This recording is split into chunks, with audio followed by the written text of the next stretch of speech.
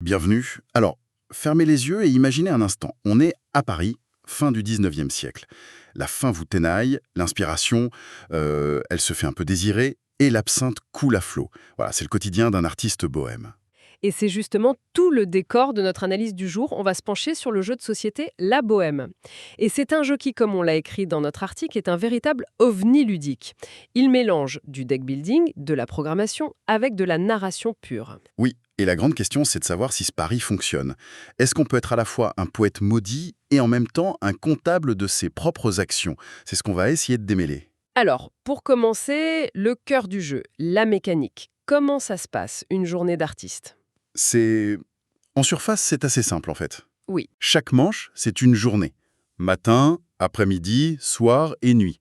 On programme nos actions avec des cartes en secret. Voilà, jusque-là, c'est de la programmation d'action assez classique, on connaît. Mais c'est juste après que tout bascule. Ah ouais. Une fois qu'on révèle les cartes, il y a cette phase où chacun doit raconter sa journée. Et ça change absolument tout. Ah, complètement. Je me souviens d'une partie, j'avais posé mes cartes de façon purement stratégique, et puis j'ai dû justifier. Alors ce matin, je me suis enfermé pour méditer.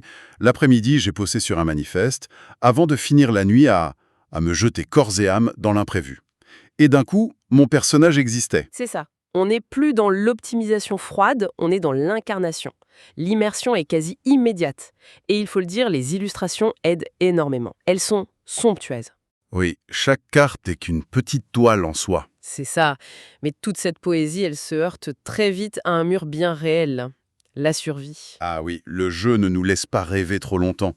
L'objectif, c'est de créer des œuvres, bien sûr, de trouver l'inspiration, mais la vie de bohème, c'est avant tout la galère. Et c'est toute la tension du jeu, en fait.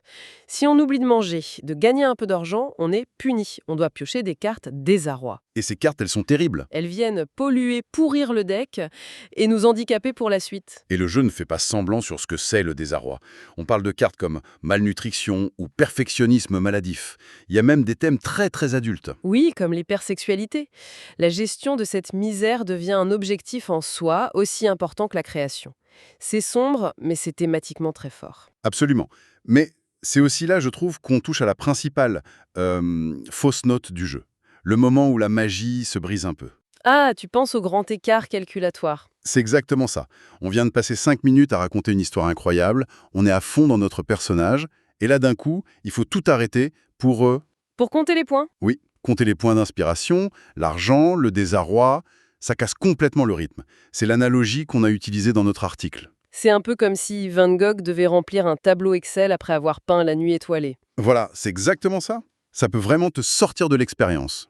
Et ce n'est pas le seul petit bémol. On a aussi noté l'avantage du premier joueur qui peut parfois se faire sentir. Il peut acheter les œuvres les moins chères et créer un petit effet boule de neige. Oui, c'est vrai. Et puis, il faut le redire, le thème est mature. Le 14+ sur la boîte, il est justifié. Tout à fait. Certaines cartes sont assez grivoises et la durée de la partie, elle dépasse souvent l'heure annoncée. Surtout si on se prend au jeu de la narration, hein. Donc, la question finale. Est-ce que ça fonctionne, ce mariage étrange entre l'âme et la calculette? Eh bien, malgré ces quelques frictions, pour nous, la réponse est un grand oui. Dans l'article, on l'a décrite comme l'une des plus belles surprises de fin d'année, justement parce que le jeu ose quelque chose. Je suis complètement d'accord. Ce n'est pas un jeu pour tout le monde, c'est certain. Si on est allergique à l'impro, ou si compter des points en cours de partie est un cauchemar, il faut passer son chemin. Mais pour ceux qui aiment raconter des histoires, c'est une expérience unique. La note finale de notre article, c'était un solide 4 sur 5. Oui, mérité. Un chef-d'œuvre peut vraiment naître sans une part de ce désarroi. Le jeu, lui, semble suggérer que la difficulté, c'est le carburant de l'art. Reste à savoir si c'est une vision purement romantique ou si c'est juste la dure réalité de la création.